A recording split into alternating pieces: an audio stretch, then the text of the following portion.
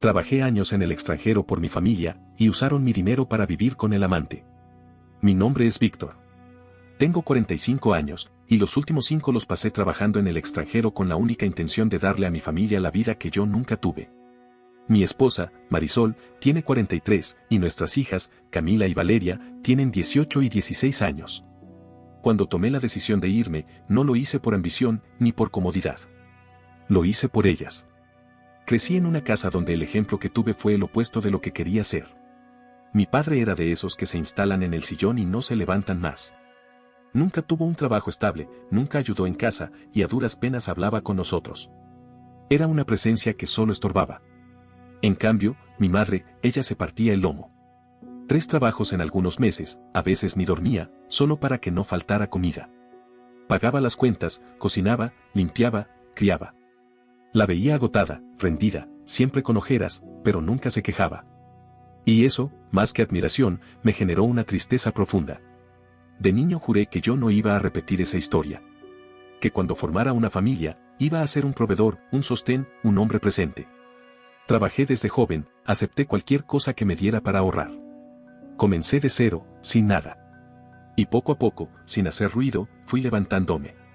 Me prometí que mis hijos nunca tendrían que preocuparse por si habría cena esa noche o si les iban a cortar la luz. Por eso acepté el trabajo en el extranjero. No fue una decisión fácil. Pero en mi campo, las oportunidades se habían vuelto escasas aquí. Todo se movía fuera del país.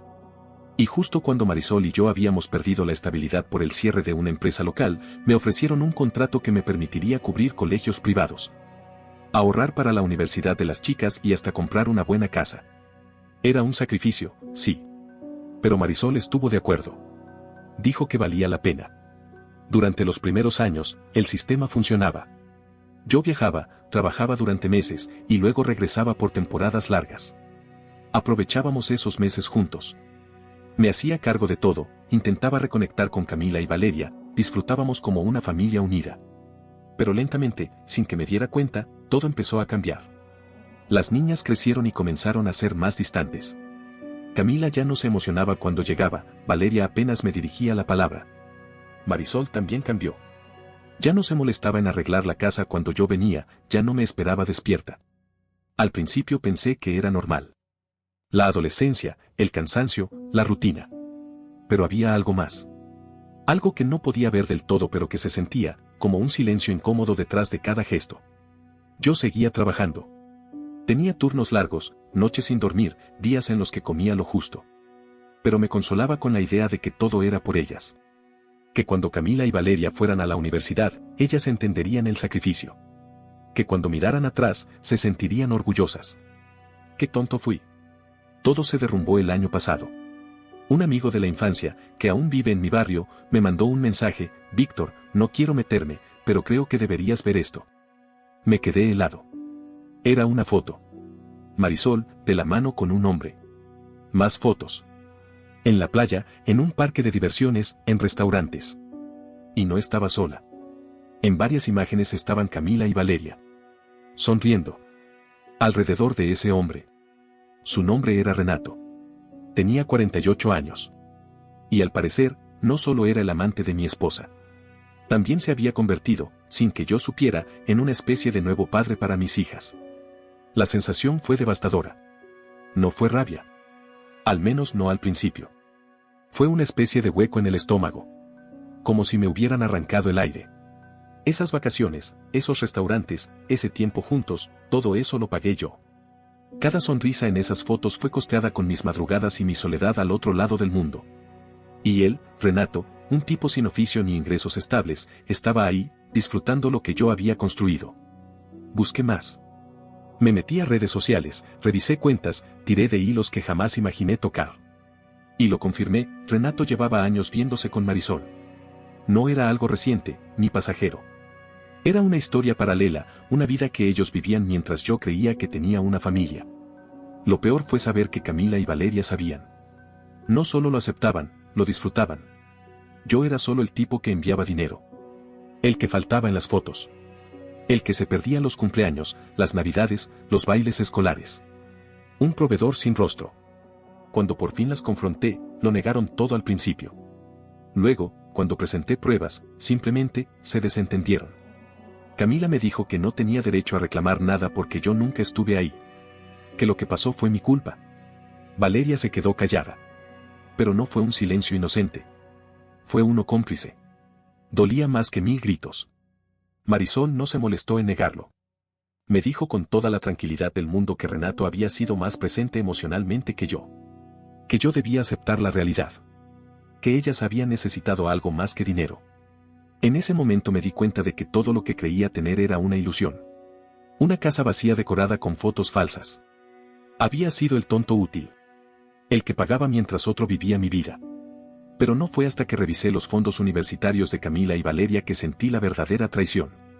Había movimientos extraños. Retiros constantes, montos altos.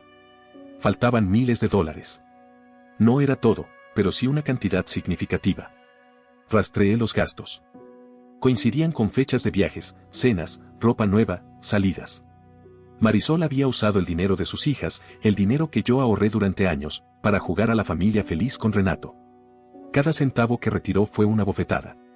Yo allá, solo, trabajando jornadas dobles, mientras ella se llevaba al amante a hoteles, a playas, a vivir una vida que nunca me ofreció a mí. Lo entendí con claridad brutal, no solo me traicionaron como esposo y como padre. Me utilizaron. Y lo hicieron con una frialdad que me dejó helado. Cuando terminé de revisar los movimientos bancarios, no me quedó duda, Marisol había saqueado poco a poco el fondo universitario que con tanto esfuerzo había formado para Camila y Valeria. No lo hizo de golpe. Fue minando, como quien se sirve de un banquete sin permiso, segura de que yo jamás me daría cuenta. Lo más irónico es que nunca pensé que debía estar vigilando esos fondos. Depositaba religiosamente, con la convicción de que lo hacía para asegurar su futuro, y con la confianza de que Marisol jamás se atrevería a tocar ese dinero. Pero claro, estaba equivocado. No solo lo tocó, lo despilfarró en viajes, cenas y lujos que compartía con Renato. Entonces tomé una decisión. Ya no podía seguir siendo el que calla, el que manda dinero como si no existiera, el que permite que lo despojen hasta de la dignidad. Contacté a un abogado en Perú y le pedí que iniciara los trámites de divorcio lo antes posible. Esa misma noche, le escribí a Marisol. No me molesté en confrontarla. No valía la pena. Solo le informé, de manera clara, que el matrimonio había terminado y que todo contacto entre nosotros pasaría por abogados. Fue directo y seco. Como lo había sido ella al meter a otro hombre en mi casa. Lo siguiente fue aún más duro. Las reacciones de Camila y Valeria. Camila me llamó a los pocos días. No para disculparse, ni para hablar. Me gritó. Dijo que estaba arruinando su vida. Que si no pagaba la universidad, todo lo que había hecho no valía nada. Que era un egoísta, que pensaba solo en mí. Me acusó de querer vengarme con su futuro. Valeria fue más suave, pero no menos hiriente. Me escribió un mensaje largo, en el que básicamente decía que estaba siendo injusto. Que si Renato no podía aportar económicamente, ¿por qué tenía que pagar ella las consecuencias? Lo leí una y otra vez, esperando encontrar una pizca de autocrítica, algo que me indicara que entendía siquiera un poco la magnitud de lo que había pasado. Pero no. Nada. Solo quejas. Solo reproches. Ellas no estaban molestas porque yo estuviera dolido. Estaban molestas porque, de repente, su comodidad estaba en juego. Durante años, no les importó que me perdiera todo por trabajar. Nunca se molestaron en preguntarme cómo estaba. Pero ahora que sabían que no habría universidad privada, que no habría dinero para viajes, ahora sí tenían algo que decir. Fue ahí donde tomé otra decisión. El dinero que quedaba en sus fondos iba a ser destinado a pagar mis honorarios legales. No iba a permitir que Marisol y Renato salieran impunes. No después de todo lo que me hicieron. Y si eso significaba que Camila no podría ir a la universidad privada que quería, pues que le pidiera a su nuevo padrastro. Valeria me escribió días después, más molesta todavía. Me dijo que la estaba dejando sin futuro. Que era como su abuelo, que me había vuelto el tipo de hombre que siempre prometí no ser. Esas palabras me dolieron, claro. Porque siempre temí convertirme en él. Pero también entendí que las estaba usando como arma, porque ya no podía manipularme con afecto. Lo que no comprendían, y quizá todavía no lo hacen, es que yo no les debía seguir entregando mi alma después de la traición. Que una cosa era ser padre, y otra permitir que me pisotearan mientras otro se sentaba en mi silla. Después de eso, comencé a empacar todo para regresar definitivamente al país. El plan original era diferente, cuando ellas ya estuvieran en la universidad, pensábamos vender la casa y mudarnos a algo más pequeño. Incluso hablábamos de abrir un pequeño negocio juntos, con lo que yo había ahorrado. Pero eso, como tantas otras cosas, era solo mi plan. Nadie más lo compartía. Volví a Perú, alquilé un departamento pequeño y comencé el proceso de divorcio con mi abogado. Al principio, todo fue como una pesadilla. Me costaba dormir, comer, concentrarme. No por Marisol. Ya no sentía amor por ella. Era el peso de la traición, de la desilusión, de saber que había dado todo por una familia que, en el fondo, solo me usaba. Los mensajes no paraban. Camila, Valeria, incluso Roxana, la hermana de Marisol, que también era su abogada. Me mandaron una notificación con términos de divorcio que eran, sencillamente, un insulto. Querían quedarse con la casa, con una parte de mis ahorros, y con una pensión que no correspondía. Pero habían olvidado un detalle: antes de casarme con Marisol, firmamos un acuerdo prenupcial. Ella insistió en que no era necesario, que nunca me dejaría, que siempre estaría conmigo. Pero yo, conociendo de dónde vengo, quise protegerme. Por si acaso. Por lo que fuera. Y ahora, ese por si acaso se volvió mi salvación. Mi abogado lo revisó todo y me tranquilizó. Me dijo que no tenían base legal. Que los reclamos de Roxana no se sostenían. Que lo mejor era no responder todavía, dejar que se desgastaran solos. Así lo hice. Y mientras tanto, seguía descubriendo cosas que me dejaban helado. Un amigo me avisó una tarde que Renato se había mudado a mi casa. A esa casa que yo compré solo, porque por un tema de papeles, nunca se puso también a nombre de Marisol. Un detalle que ella, al parecer, había olvidado por completo. Llamé a Marisol. No para discutir. Solo para informarle que debía irse. Le di hasta el fin de semana para desalojar. Su reacción fue de risa. Literalmente, se rió en mi cara. Me dijo que no podía echarla. Que la casa también era suya. Tuve que recordarle, con calma, aquel detalle legal que tanto le molestó cuando compramos, que todo estaba a mi nombre. Hubo una pausa. Sé que lo recordó. Escuché el cambio en su tono. Pero aún así, intentó jugar la carta del chantaje emocional. Que llevábamos 20 años juntos, que eso debía significar algo. Que la estaba dejando en la calle. Le respondí con la misma frialdad con la que me traicionó: si 20 años no significaron nada para acostarte con otro hombre en mi cama, no esperes que signifiquen algo ahora. Corté cuando empezó a llorar. No me sentí cruel. Me sentí liberado. Después de esa llamada, todo escaló. Recibí un mensaje de Valeria al día siguiente. No lo vi venir.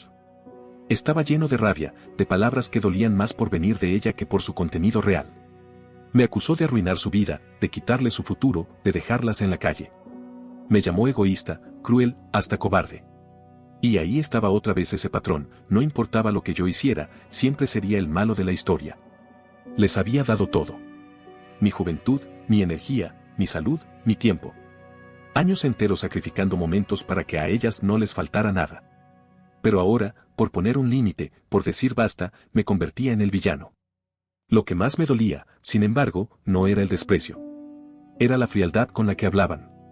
Como si yo nunca hubiera sido parte de sus vidas. A pesar de todo, acepté reunirme con ellas. Lo pidieron ambas. Camila y Valeria querían hablar cara a cara, según dijeron. Parte de mí quería negarme, cerrar del todo esa puerta, seguir adelante sin mirar atrás. Pero otra parte, la más rota, la que aún albergaba una mínima esperanza de explicación, aceptó. Nos vimos en una cafetería neutral. Nada de casa, nada de lugares cargados de recuerdos.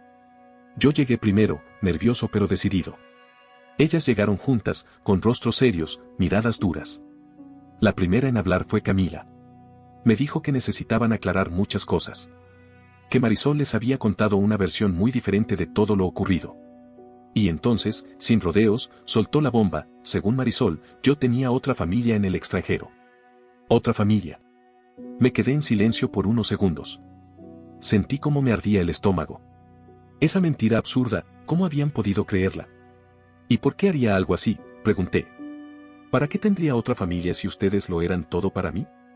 Ellas se miraron. Camila bajó la mirada, como si recién en ese momento se diera cuenta de lo ridículo que sonaba. Valeria intervino para decir que Marisol les había metido esa idea poco a poco. Que decía que si algún día me necesitaban, sería para algo específico. Incluso insinuó, con vergüenza, que su madre les hablaba de trasplantes o cosas así. Me costaba respirar. Me dolía más de lo que esperaba. No por la calumnia, sino por saber que mis propias hijas pudieron llegar a creer algo tan bajo. ¿Realmente pensaban que yo era ese tipo de hombre? Pero lo más fuerte aún no llegaba. Cuando les hablé del fondo universitario, Camila se defendió, creyendo que yo solo quería culparlas. Pero en cuanto saqué los estados de cuenta, los comprobantes, los montos, el silencio fue sepulcral. Se miraron entre ellas. Lo entendieron todo. Valeria fue la primera en romper el hielo. ¿Usó nuestro dinero?, preguntó en voz baja, como si no pudiera creerlo. Asentí sin decir una palabra. Camila cerró los ojos. Se notaba que no lo sabían. Estaban molestas, sí. Pero no conmigo. Por primera vez desde que todo esto estalló, su enojo tenía otra dirección. Sin embargo, no duró mucho. Me dijeron que, a pesar de eso, yo seguía siendo su padre. Que como su padre, debía asegurarles un futuro. Que Marisol había fallado, sí, pero que ellas también eran víctimas. Que no merecían cargar con las consecuencias de los errores de los adultos. Eso fue lo que realmente me quebró. Porque entendí que lo único que querían de esa reunión no era mi perdón, ni una conversación sincera. Querían el dinero. Querían que recapacitara y pagara la universidad, o que las dejara quedarse en la casa. Intentaron cambiar la narrativa. Me dijeron que yo no tenía que cargar con Marisol. Que ellas no eran responsables. Que Marisol debería irse de la casa y que yo les dejara quedarse a vivir allí. Que todo se podía arreglar si yo hacía lo correcto. Lo correcto, dijeron. Pero para ellas, lo correcto siempre fue lo que las beneficiara. Cuando Marisol estaba feliz con Renato, lo correcto era dejar que él jugara a ser su padre. Cuando el dinero estaba asegurado, lo correcto era no preguntar nada. Y ahora que todo se venía abajo, lo correcto era volver conmigo. Les dije que no. Que esa casa se iba a vender. Que la necesitaba para comenzar de nuevo. Que ya no me correspondía cargar con los sueños rotos de nadie más. Camila rompió en llanto. Valeria se quedó muda. Les dije que nunca les pedí perfección. Que jamás quise hijas ejemplares, ni esposas santas. Solo esperaba lealtad. Esperaba que me hablaran con la verdad, que me miraran con respeto, que no me trataran como un cajero automático. Y que si ahora estaban molestas porque ya no iba a pagar todo, era su derecho.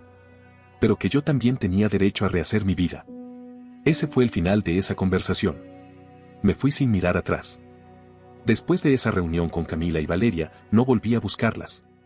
Y ellas tampoco me buscaron, al menos no por algo que no tuviera que ver con dinero. Me dolió comprobar que todo lo que quedaba entre nosotros eran reproches y exigencias. Pero ya no podía seguir esperando que entendieran. Ni que cambiaran. A las pocas semanas, el divorcio se finalizó oficialmente. Marisol quedó fuera de mi vida legalmente. No sin antes hacer el último intento de vaciarme los bolsillos. Su hermana, Roxana, presentó una lista absurda de exigencias, pensión para ella, parte de mi cuenta de ahorros, hasta la casa, como si fuera un derecho divino. Pero el acuerdo prenupcial que firmamos antes de casarnos funcionó como un escudo. Todo fue rechazado. No obtuvo ni un centavo. Ni la casa, ni los ahorros. Nada. Y aunque no fue una victoria que me trajera alegría, sí me dio paz. Sentí que al menos una parte de lo que construí con tanto esfuerzo quedó a salvo. Marisol tuvo que abandonar la casa. Y aunque al principio me advirtieron que se resistiría, no lo hizo por mucho tiempo. Su situación se volvió insostenible. Ya no tenía mi dinero, y Renato, bueno, Renato tampoco era lo que ella creía. Un amigo del barrio me contó que poco después de dejar la casa, Marisol y Renato alquilaron un pequeño departamento juntos. Pero duraron poco. Renato, al parecer, no estaba dispuesto a vivir una vida sin lujos. Cuando vio que no quedaba más que deudas y facturas, desapareció. No sé si se fue con otra mujer o simplemente se esfumó, pero el hecho es que Marisol terminó sola. Me dijeron que anda buscando otro trabajo, que ha estado yendo a casas de conocidos para ver si alguien puede ayudarla. Pero ya no es mi problema. Yo no la dejé caer. Ella se tiró sola. Mis hijas terminaron viviendo con Roxana. La misma que intentó sacarme hasta el alma en el juicio. Como Valeria aún es menor, tengo que pagar una pensión alimenticia hasta que cumpla los 18. Es lo justo. No discuto eso. Cumpliré con lo que dicta la ley, como siempre lo hice. Pero eso será todo. También pedí pruebas de paternidad. No porque dudara completamente, sino porque necesitaba estar seguro. Y lo estaba. Ambas son mis hijas biológicas. Lo que no significa que sean mis hijas emocionales en este momento. Eso, por desgracia, se rompió. Camila no irá a la universidad. Marisol no puede costearla y yo no voy a hacerlo. No después de todo. Es una decisión dura, pero necesaria. Ella eligió su bando, su forma de actuar, su respuesta frente a todo lo que viví. Y toda decisión tiene un costo. Renuncié a mi trabajo en el extranjero. Ya no tenía sentido quedarme allá, solo, ganando dinero para una familia que ya no existía. Regresé a Perú, a un pequeño departamento cerca de la casa de mi madre. Ella, a diferencia de todos, nunca dejó de agradecerme cada ayuda, cada llamada, cada gesto. Incluso cuando yo también la descuidé por estar enfocado en las demás. Ahora estoy buscando algo nuevo. No ganaré lo mismo, lo sé. Pero tampoco necesito tanto. Solo tengo que sostenerme a mí mismo y cubrir la pensión de Valeria por un tiempo más. Nada más. Muchos me preguntan si pienso perdonar a Camila y Valeria. No lo sé. Quizás con el tiempo. Quizás si un día se acercan sin condiciones, sin pedir plata, sin buscar convencerme de nada, solo con ganas de hablar de verdad. Pero por ahora, no. Porque hasta el último momento, me vieron como una billetera con patas. No como un padre que lo dio todo. Intenté entenderlas. Pensé que eran jóvenes, que Marisol las había manipulado. Pero después de ver cómo actuaron cuando el dinero se cortó, entendí que en el fondo, sabían. Y aunque hayan creído algunas mentiras, también eligieron ignorar muchas verdades. Yo no fui un padre perfecto. Estuve ausente físicamente. Pero nunca dejé de llamarlas, de escribirles, de mandar regalos, de organizar visitas largas, de preguntar por ellas. Nunca. Y eso también es presencia. Eso también es amor. El respeto no se compra con dinero.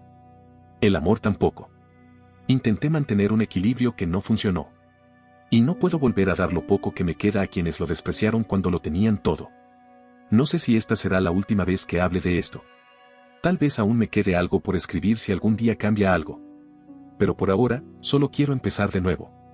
Caminar sin mirar tanto atrás. Y, sobre todo, vivir sin seguir pagando por la traición de otros. No olvides dejar tu opinión en los comentarios, dejar tu like y compartir este video.